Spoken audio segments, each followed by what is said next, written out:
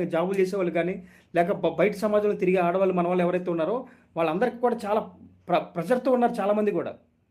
ఎందుకంటే పాపం వాళ్ళు చూస్తున్నారు. వాళ్ళేమో ఆళ్ళ ఫ్యామిలీలో ఒక్కొక్కడేమో కోట్ల రూపాయల విలువైన బంగారంలో నగలేసుకొని లగ్జరీస్‌గా ఏ రేంజ్‌లో అంటే ఆ రేంజ్‌లో తిరుగుతున్నారు. మన వర్గాలు ఏంట్రా బాబు ఎంతకాలం బట్టినా ఏం చేసినా కూడా ఏం చేయలేకపోయిన పరిస్థితి ఏంట్రా? ఇంత పరిస్థితి కారణం ఏంటని చెప్పి వాళ్ళు మనకంటే ఎక్కువ ఆలోచిస్తున్నారు. అదే ఎందుకంటే ఆడవాళ్ళకి ఉండేది అదే కదా! జనరల్‌గా ఇష్టం ఉంటది.